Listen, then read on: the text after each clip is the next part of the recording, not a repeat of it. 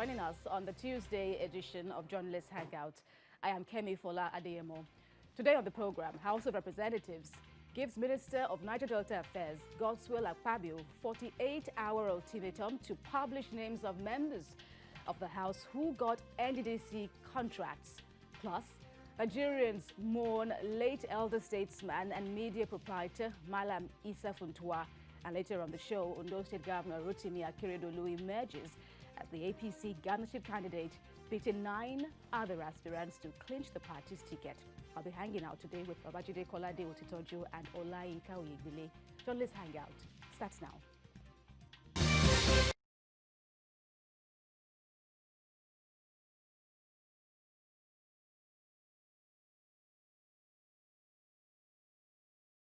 Godswill Akpabio 48 hours to publish the names, contracts, dates and amount of contracts awarded to members of the 9th Assembly. Now this to clear the allegations of embezzled funds which he made against the House.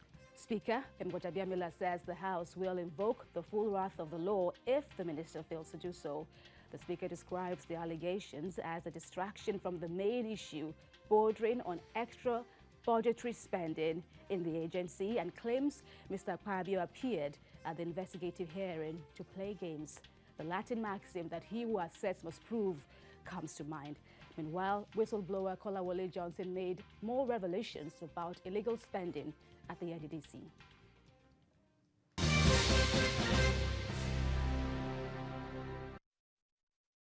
From what we submitted deliberately, because we wanted to reconfirm and be very sure, we discovered that between June 1st, by the way, the budget of the NDDC expired May 31st. So between June 1st and July 17th, I'm here to tell this committee that the documents available to all show that NDDC has spent a total of 19.6 billion naira. 6 billion naira. From June 1st, 17th July. Most of them are payment for desilting jobs. I'm aware that last year we raised alarm on payment for desilting, that it was exceeding threshold and what should be paid. We analyzed, the first thing we did in March last year was to analyze 2018 budget. And we discovered that 2.5 billion naira was earmarked for payment for desilting, but they exceeded that to 20 to 30 billion as at the time we analyzed. Later we got to know that it even exceeded that amount. So we raised alarm, and we learned later that this National Assembly wrote to the Commission to stop payment on desilting, because a lot of times desilting payments are just money for the boys. Now the reason we cry is that if investigation is ongoing and such payment is still taking place, I beg, I don't know where we're going to. First, I thought we'll put to closure all our agitation last week, but because we had to go back to reconfirm this, so we said we need to share. Let me read to you, sir, that on the 9th of July, 631 million was paid to one company for desilting, 667 million to another company. Same day, 649 million was paid. Same day, 733 million was paid. Then a day before, one of those companies that we have mentioned here, Osmond South Global, was paid 697 million to 11,320 naira for another desilting job.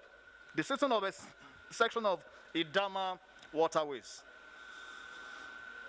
I can go on, and I can quote these account numbers and what they were paid. As a matter of fact, I thought the IMC would be here to either deny these or not. Perhaps I'll just stop here and mention that may we not be weak where we should be strong. We cried that there are excessive spendings going on in NDDC. That was the reason for this investigation. So if such still continues, even during investigation, honorable members, we have a long way to go in Nigeria.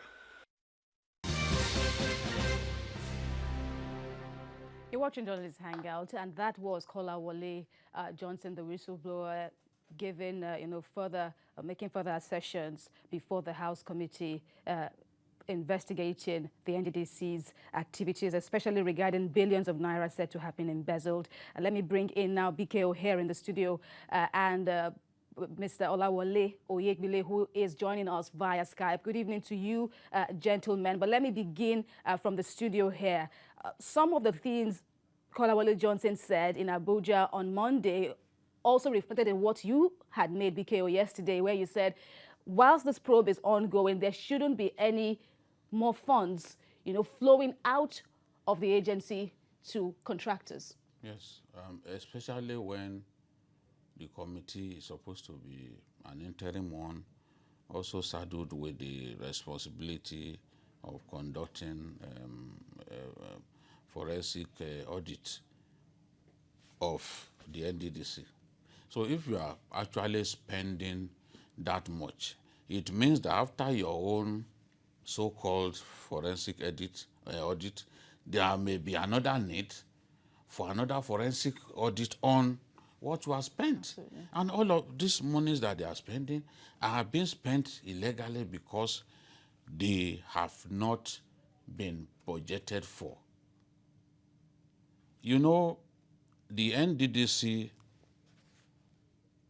finds it difficult to produce performance, the budget performance document for the National Assembly to look at and use that to even prepare their budget for the coming year. They submitted their budget for 2019 and 2020 the same day, late last year, because they did not bring the budget performance for 2018 to the National Assembly. This is a commission that had just been misbehaving, just spending money the way they like, just behaving like no one can check them, no one can actually stop the illegal things that they were doing. And how does the National Assembly approve your budget without looking at the budget performance for the previous year? It's the natural thing to do. But to produce something as little as that is extremely difficult for them. You can imagine bringing the budget of 2 years at the same time. Meanwhile, you have been spending money. You have been spending money. Now, Akpabio, going back to what the speaker, the order that the speaker made. 2 days now to provide your proof. What usually happens is no one is saying that the National Assembly, they are not corrupt. We know there are many greedy people there. But we must not lose focus. We must know what we are doing. There is a probe that is going on. I see that probe as very important. And then you are coming with the claim that the chairman of the House of Reps Committee on the NDDC had collected contract since April 2019. At that point, the man had not even become a federal lawmaker. He had not been sworn in. He had not become a lawmaker. But then he went on to add that, okay, you were not there at that time. I don't think you were there at that time. No, because the man was forced to recuse himself because they've been accusing him of taking contracts for a long time just to embarrass him and make what they are doing there look irrelevant before Nigerians. Now the man was forced to step aside. And they asked Akpabio this question. The person that you accused of taking contracts in April 2019 became a lawmaker in June 2019 when they were all inaugurated. Because a first-time lawmaker. Absolutely. I guess the mistake they made was they thought he was a maybe 2-term or 3-term lawmaker, because they usually, by tradition, they usually don't give such plum committees to first-timers. But in this case, it was in November last year that he became the chairman. So he could not defend it. He could not defend what he wrote. They reminded him that you wrote it here. He could not defend it. And then I'm sure that was what prompted Gbajabiamila to now say, no, okay, Since you said, and interestingly, it is that statement that it is the federal lawmakers who have been benefiting the most that people used as their lead story. So the speaker is now saying, okay, come and defend what you said about us. All right. Biko, let me put you on hold and quickly go straight away to Olayinka Oyegbile, who is, of course, live to give contributions on this subject on the program today. So the House leadership is saying that the Minister, Akpabio, came to play games. What do you make of that? Yes, I agree in total with what the House has said. What is happening now is that the Honorable Minister is trying to deflect attention and the stare of all eyes from him to the National Assembly. When in actual fact, you know, this is not the first time the minister is doing this. When the former MD of NDDC first made the accusation of how much he has collected or what and all that, he came out to say that we shouldn't believe her because she has been married to 4 men. And that is not the issue that the woman spoke about. The issue that the woman has spoken about, you have collected, the money has been spent. Have you spent this money? Do you know about it or not? These are the issues we should look at. As far as I'm concerned, I think the minister is only trying to play games. He's trying to make us forget, take our eyes away from the ball and look at other things. The issue that has been that is at stake now is money have been spent recklessly. Are you aware this money has been spent? Why was this money spent? You tell us. So what the minister is trying to do is to take our attention away from the issues. It's not a case of whether, well, of course, as Kolade had said, we know that the National Assembly is full of corrupt men and women. But we should not take our attention away from what has been said. Because what the minister is trying to do now is that, look, if I'm going down, I should not be the only one to go down. We must all go down together. Yes, no problem with that. But the issue that has been raised must be totally addressed. All right. This looks now like a house of scandal. It is a completely house of scandal. Because okay, let me compare what you've said. Let me compare what the points you have made now with BKO here, because Mr. Batabiamila had also gone on to say that the minister risks, the wrath from the House. But then it also makes one to ponder further, how far can the House go? Mr. Akpabio is one of them, or was one of them. And if after 2 days, how far can the House go? No, it depends on what they choose to do. I think that he took back what he said. He said it right there that, I will take it back.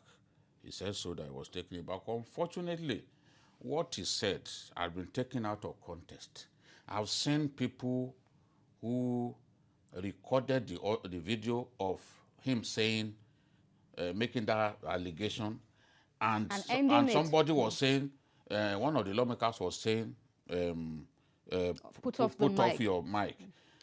After that, the woman, Boma, went ahead to challenge him on the claims. But that is not in the video that has gone viral. The impression that they are trying to make is that they told him to stop so that he would not expose them. Further. But it was much later that they showed him evidence. That, look, you wrote this. But this fellow had not even become a lawmaker at that time. So that is not contained in the video that people are sharing, trying to give the impression that, oh, they wanted to shush him up, they wanted to stop him from going ahead to expose them. But that was not what happened. Because the lawmaker, Boma, said, what do you mean? What evidence do you have? Why should you say that we are the greatest beneficiaries? And then it went on, and they exposed the fact that he had lied. He took back what he said. Not many Nigerians know this, because at the end of the day, the headlines were, oh, majority, most federal lawmakers are the greatest beneficiaries of the contract. Then let us know them. We will get somewhere when we attack corruption frontally. If you make an allegation, you should be man enough to give us the names of the people who are benefited. Because even when the female lawmaker was, challenging him further, he then went on to say, okay, you may not have been part of it, but go and ask the people who were there. And at a point, he was saying that the woman wanted to hit him raw. True. You know, so many. So I heard that too. It was that he wanted to be protected. Mr. Chairman, can I be protected? This and that. This woman wants to eat me raw. We shouldn't be going into all that. Let's go into the fundamentals. What are the issues? I am alarmed as a Nigerian that at a time when these fellows were being investigated, when we are seeing them live, being investigated, some of them fainting on live TV, they were still spending money in billions. You can imagine, Karo Jugo said that they paid 320 million or so to people in communities where NDDC have projects, simply to show forensic auditors where the projects were located. You spend all that money to people to say, okay, there is a project here that's been abandoned. You spend all of that money simply for people to point at projects. You say, it's amazing. And we do not have enough boreholes. We are not sinking enough boreholes. We are not coming up with projects that have direct impact on the lives of people, but we are spending money like a drunken sailor. I mean, we can't be behaving like this. That's why this probe has to achieve something. It has to achieve something. Heads must roll. If heads do not roll, then that means we are not ready to learn, and we will continue to do it. Okay, quickly now, from Olayinka Oyegbile, still with us. What do you make of how far your expectations for the probe, especially as some have even called for the suspension of the Minister of Niger-Delta Affairs? Well, you see, it is only good that a call has been made for his suspension.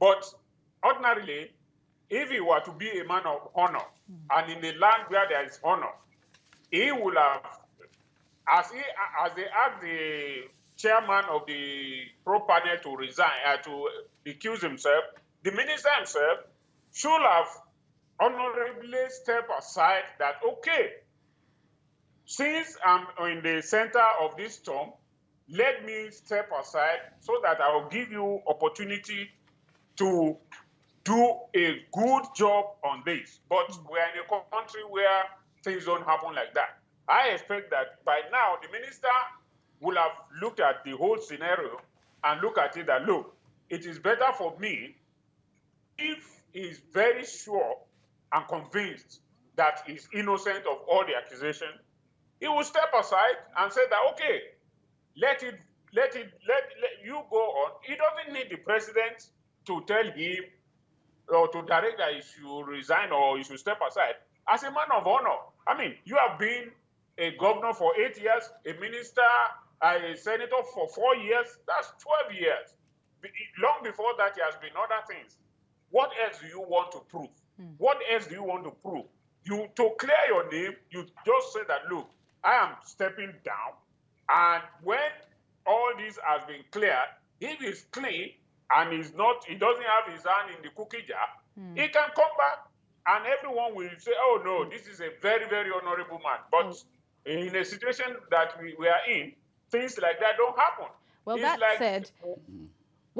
that said, there's also been suggestions, while there are calls for Godswill Akpabio to be suspended, BKO, there's also been calls for the disbanding of the IMC, even as the interrogation continues on where these billions went to. No, they've shown that they are not worthy of running that place.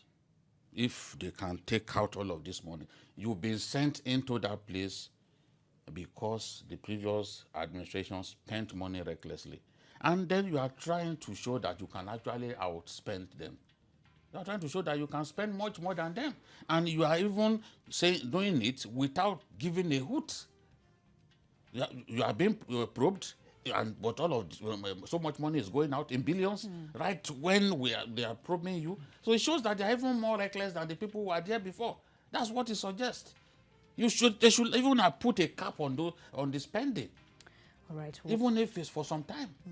But why you are being why you are facing these people, why you are fainting in public, you are taking money out. All right, that said, gentlemen, let's move on to more issues on the program, even as this probe continues, of course. Well, many Nigerians, including President Muhammadu Buhari, are mourning the late Malam Isa Funtua, who died on Monday at the age of 78.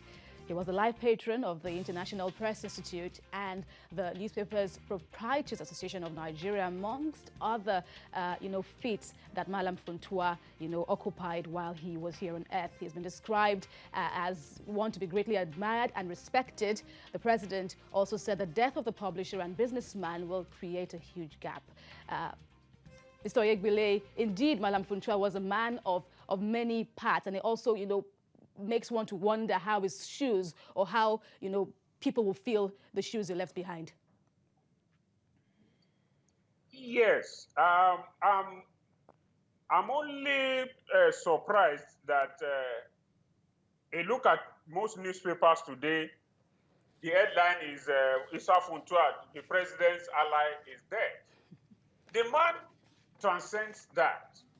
It shows a lack of consensuous understanding of ourselves. Before becoming an ally of the president, the man had done so many great things. Well, perhaps the issue of being an ally of the president is more current because we feel that he belongs to the so-called cabal in the presidency and all that. If I'm not mistaken, he was one of the first persons to establish the truly national newspaper in the northern, private national newspaper in the northern part of the country. If I'm wrong, I want to be corrected on that. So these are issues that we should look at. He has affected the country in a very great way. But in latter days, because he belongs to the so-called cabal in the presidency, most newspapers today, even papers from the northern part of the country, the one I've seen, only emphasize that aspect that he was an ally of the president. But the man transcended more than that. He was a man greater than that. He has done a lot to contribute to the growth of the media in the north, even in Nigeria. I mean, a man that has been like that. You remember he was only a minister for just 3 months under the late President Shehu Shagari. So beyond that, the man, I think we media people need to look beyond just tagging people to an ally of the president and things like that. The man has really achieved a lot. However, the president, apologies, Mr. Oyegbile, the president also, yes, acknowledged in his tribute to Malam Isa Funtua, yes, that he stood by him in his political journey. But I'm afraid we just have to, take a pause at this point now. We'll be right back after this short break. Please stay with us.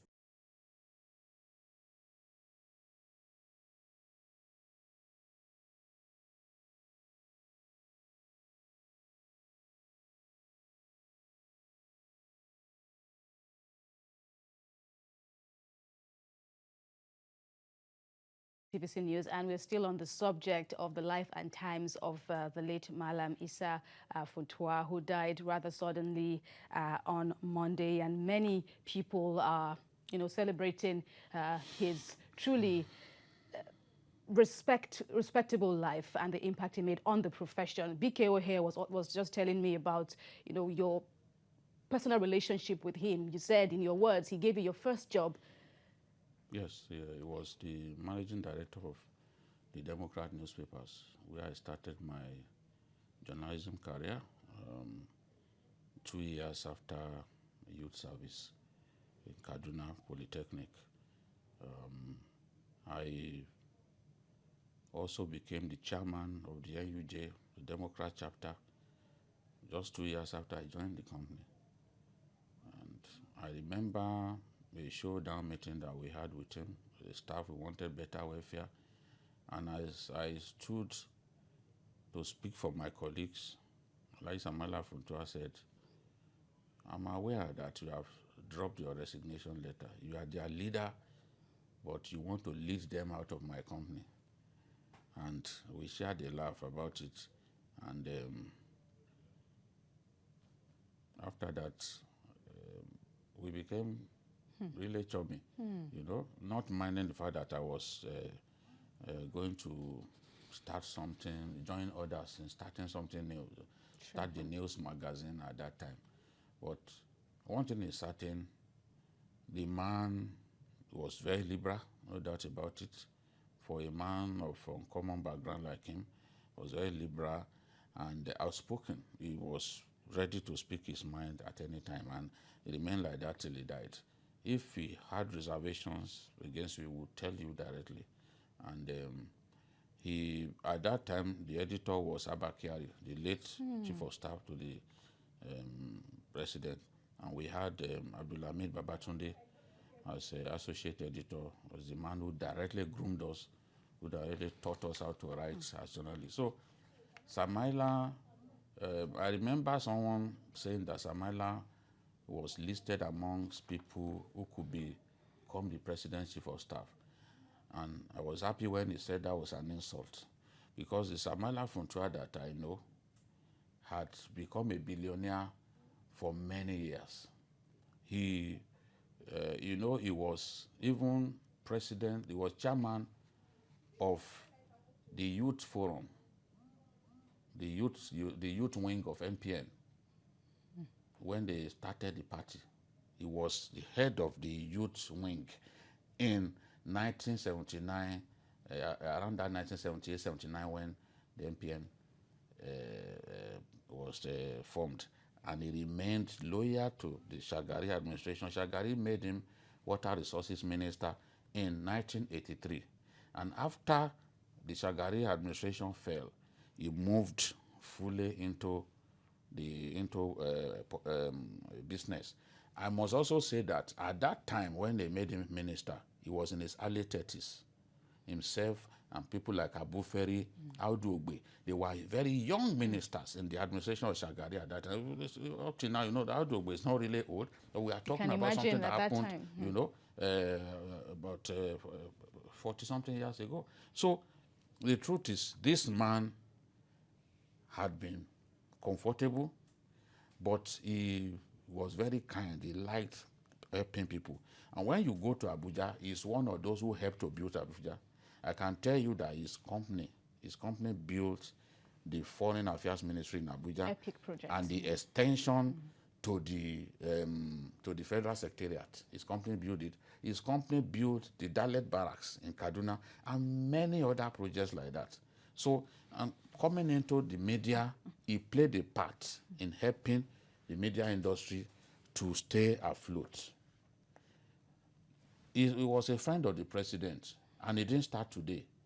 He was introduced to the president by Shehu Musa Yaradua. At that time, they were lieutenants. So, at the time when Buhari was a lieutenant, we are talking about maybe about 50 years ago, a long time ago. So it's not as if the friendship started today. Absolutely. Oh, he just came after the president became president, he wanted to reap from it. No. He was among the first set of politicians who convinced Buhari to join politics in 2002. Because Buhari had a group that they called the TBO, the Buhari organization, AVM Mukhtar, the current Minister of Education, Adamu, and the rest of them. They were in that group. He was one of those who convinced Buhari to go into politics. So it's a friendship that goes way back. So if he became a member of the cabal, as we call them, it's not unexpected. After all, even Mama and Daura and himself, they had worked together at the UNTL, where he was an admin manager. Mama and Daura became a director at the United Nigerian Textile Limited. So the friendship continued, and they both went into Buhari administration to help him in whatever way they felt they could help him. Absolutely. Indeed, a man of many parts, Malam Isa Funtua was, and a rather tribute. If you ask me his best friend that I know, it is Ondo State. You always see them together at events. Wow. The last time I saw him in October, I saw him at Madam Shagaya's birthday, with Nduka Baigbina and Ruto Sime. I was even also about to add now, looking at a rather touching tribute, attributed to the executive chairman of the Federal Inland Revenue Service, Ifeoko Okaro. I know yes. you gentlemen would have read about that tribute. Executive chairman, and she talked about how Malam Funtua walked up to her office while she was even in that serving in that capacity. He showed her a letter attributed to her, which he said she signed, just to confirm from her whether indeed that letter was signed by her. And for Madam Okaro, that was rather moving for her. She talked about how that relationship, grew. Her husband even also became a rather fond friend of Malam Funtua. Talk to us, Mr. Oyebule, about what you make of his impact, on free speech in Nigeria, on media developments generally. Yeah, as I said earlier on, he was the man that broke the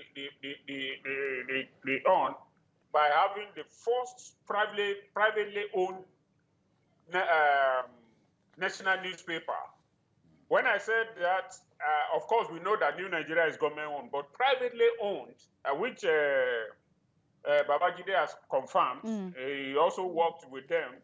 And I know that at that time, he had a stellar galaxy of reporters and editors, both from the south, east, and west, who worked with the Democrat newspaper there in Kaduna. And for the first time, and just as the reference you made, I also read that Okaro's tribute to him, and I felt very moved that, look, there are so many things that are not in the public glare, that people will rather want to listen to rumor and untrue things about people rather than look at the issues that they address. Before now, the picture of him that was painted by many people, as we said, he belongs to the cabal, is this, is that. But from such a woman to that tribute, I read it this afternoon and I felt very moved and convinced that yes, these are the kind of people that we need to promote. These are the kind of people we need to talk about. The latter day things that people just, because you are a friend to somebody in power and you don't like the person in power, it now becomes that everybody around him, people that are bad and all that, is not proper. Isa Funtua will go down as a man who helped to move the media, especially in the north, away from government and into a successful private enterprise, because nobody would say that the Democrat was not a success. It was a success as a national newspaper. Before then, any newspaper from the north is either government-owned or something, but as a private man, he broke the camel back and brought it to a national standing. I think those are the issues we should emphasize. Absolutely. And to get, further lessons from the life Malam Funtua lived. In fact, that's particular tribute from the former RC of FIRS also went on to say that the kind of relationship that she had with him was even a win-win situation for the agency and even for journalists who were looking up to Malam Funtua, who was occupying several top positions in the profession. If we look at further lessons, what more would you mention? Honesty of purpose, forthrightness, fearlessness, because at that time we had the military regime, but the Democrat was not a megaphone of the ruling government. We used to criticize them the way papers like us were reluctant to do, and he would not say, no, don't do this, don't do that. And he made sure, or at least until I left Democrats, our salaries were constant. My salary at that time was 827 naira, but it was a lot of money at that time. So whenever we saw him a few days to the end of the month, we knew that our salary was going to be paid, So I I have very fond memories of him, and he married the daughter of Ali Akilu. Ali Akilu is the first indigenous secretary of the northern region. You know, so he also married from a distinguished family in northern Nigeria. And to show you how simple he was, because he was always dressed in a simple manner, white kaftan, you know, and all that, and leather slippers to go with it. This man drove himself to the hospital. His plan was, he would complain to his doctor about how he was feeling, and then after that, have a haircut. I understand he had even gone to the mosque, developed some pain, and then drove. But you know, the truth about life and the supremacy of God over us is that none of us can determine when we go to meet him. Oh, indeed. We cannot say when God will take us. He brought us into the world, so he has the power to take us when he wants. And we cannot question him. Many of us would like to see him a lot more, because when I saw him, that he was still looking his very handsome self and looking really sprightly. You never can imagine that he would die. Absolutely. I also just lost another friend, Umar Ghana, one of the best political analysts that I've seen from northern Nigeria. That is life. This is a year in which so many big people have died. And absolutely. You can only pray. Okay, the rest of us who are still there, God will spare our lives. And give us the grace to live well. Well, may their souls rest in peace. One other thing that I've also picked from the life of Malam Funtua is that one just needs to learn to keep in touch with these pillars. You know, so because one, like you said, one never can tell. He said, I never knew you could be this good as a broadcaster, because he knew me as a writer. So we were surprised. I've been seeing you on TV. I see you. Absolutely. You know? How impressive. Well, on to politics now, where things are beginning to take shape in Ondo State ahead of the October the 10th governorship election. The coast is now clear for the incumbent governor, Rotimi Akeredolu, to contest for election on the platform of the All Progressives Congress. This after he clinched the party's ticket at Monday's primaries. How did the governor achieve this feat? So what do you make of that? Some said, of course, going by the landslide figures, that was to be expected. Is that how you viewed it? Honestly, before yesterday night, I never thought it was going to be that easy. I thought it was going to be an acrimonious primary, that there was going to be a lot of scattering of tables and shaking of tables. But somehow, the Ondo people have gone, or the Ondo APC has gone to show that, look, whatever it is, politics is politics. I mean, before yesterday, there were 11 people, that is including the incumbent governor. But onward, some few hours to the election, about 4 of them withdrew and queued behind him. And we never, honestly, I must tell you that this time last week, or even some few hours before the primary, I had my fear that it was going to be, as they say on the street, scatter yam pepper. But somehow, they have been able to manage it. And what I expect from this is that politics, the way it is played in Ondo, or it was played in Ondo State primary, they will be able to unite and galvanize themselves to make sure that it doesn't develop into something else. And then, the way I see it, it's like a walkover already. I hope I'm correct, because initially, I thought it was going to be troublesome. But since they have been able to manage their primary, in fact, the other major party, PDP, is going to look at their own now and make sure that they also have a very smooth primary, so that things will work very fine. I think the APC in Ondo State has surprised most of us, or well, all right, it surprised me. I must say, I'm really impressed with what happened there. Said, the governor, like many other people have done in history now, when they win that ticket, they now call on the support of other aspirants, you know, to rally around him and ensure that the party emerges victorious. How do you see that panning out, BKO, in the light of issues raised, not forgetting the factional, nature in the party in Ondo? Yes, there are issues, there are concerns, no doubt about it. But the party has the capacity to bring itself together. And in the Southwest, we still have people like Asiwaju Bola Ahmed Tinubu, who always goes troubleshooting when there's a need for that. And there's an urgent need for that. He's done that before in that state. He's gone to meet with them to try and reconcile the party.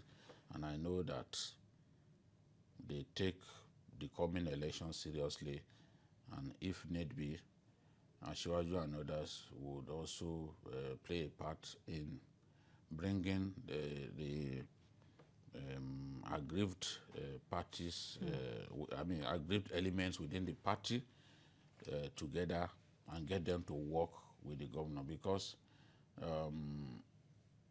the APC has no choice but to do that. If you look at some of the people interested in the governorship on the platform of the PDP, you can sense that they are formidable, especially the deputy governor. The APC knows that it has to work hard to dislodge someone like that. He's been part of the family. Absolutely. He has even gone both ways. Yeah, PDP. he's part of the family. He knows the strength of the party. Absolutely. So the way to guarantee victory is for everyone to pull in the same direction. But that should be what the governor should focus on now. Target, yeah. Okay, and while we're on the point of the Deputy Governor, Agbola Ajayi, of course, that rancor between both men, remain. Yet he's gone on to the rival party. Yeah. But if we will just, give a projection now, who do you see would be the governor's, likely foe, talking about who will he stand against in the party? There's Ayetayo Jegede there. Of course, there's a lot of history regarding all the names that we see who are eyeing that seat, so to speak. Now, so what do you think who is likely to win the primaries? Who is likely, yes, to stand against the governor on election day? I must confess that it was way easier to predict who will win the APC primary than the yes, PDP. And yesterday I said that the governor will win by a huge landslide. That is what has happened. In the case of the PDP, it seems that when you talk to PDP members in that state, it seems like a lot of them would want to support Agbola Ajayi to win the primary. So Agbola Ajayi can win the primaries. I see him as capable of winning the primary. Even though he came in, yes. Oh, it doesn't matter. Came in as the last? Yeah, it doesn't matter. Absolutely. I've seen people join the party less than a month and still went on to win the primaries. If the powerful people within that party want you, and if he is the heavyweight look at of all of them. Look at Atiku Abubakar. He joined the PDP late, but he still emerged the presidential candidate of the PDP. Talking about the 2019 election, the people that he met there couldn't win the primaries. People like Makarfi, Ahmed Mohamed Makarfi, former governor of Kaduna State and former Senate Committee Chairman on Finance. So if the people, the power people within the party want you, whether you join the party today or not, you get the ticket. Didn't Godwin Obaseki win the ticket in Edo? Because the power people within the party wanted him.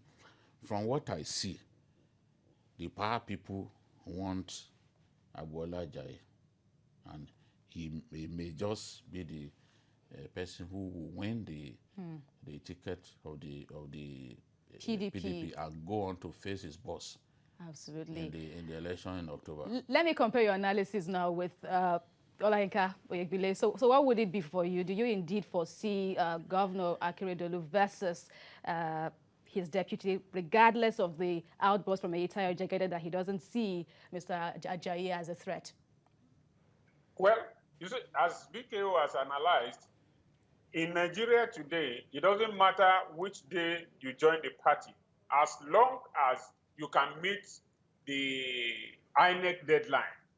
I mean, we've seen it in Edo. We've seen it in Edo, the two parties, APC and PDP, we saw it there. At the national level, we saw it in the former vice president taking the ticket from those who have been in the party all along since when the party was established. So what will likely happen is that if the powers that be in the party want him and they think he's the only one that can give them the fight, that can give the current governor the fight, he will be the one they will pick.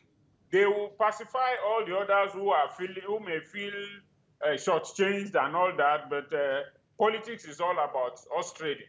Who goes, who wins, who do you think will be better for us? Let us do this. Then they will give them promises that, look, when we win, we will do this for you, we will do that for you. You remember that even in the APC, I read somewhere that former senator is already saying that that if the APC candidate will support, if the APC candidate will give him the slot of nominating a deputy for him, he's going to support him. So it's an issue of us trading. They will continue to ostrate from beginning to the end. And Ajayi might get it. Whether he will now be able to dislodge Akeredolu is another thing entirely. I like that slant, talking about, the position where, or the reported position where Senator Ajayi Borough-Fils is said to be standing, especially where this whole thing is panning. And they've had a long-standing disagreement, though they come from the same senatorial zone with the governor, but they've never been good friends. So if they can come together at this time, well, that will really help the governor. I've advised the governor repeatedly that he should be less rigid, because he's a very stubborn man. He should be less rigid. He should go ahead, talk to party members, because the complaint is always that absolutely he doesn't like to bend. Okay. He doesn't like to bend, but in politics, you must learn to do that. When you need to bend, you need to bend. Party members want to be made happy. You must find a way to do that while still focusing on your mandate to the people. Yes, on delivering the dividends of democracy to people. But one thing is certain, it will be a tough contest. I can see a tough contest on the way, and whoever wins will know that he has had to really, really fight. But I know it's going to be tough, because even the National Assembly election in that state was tough, between both parties, between the PDP and the APC. And actually, the PDP won more seats in the National Assembly in that state.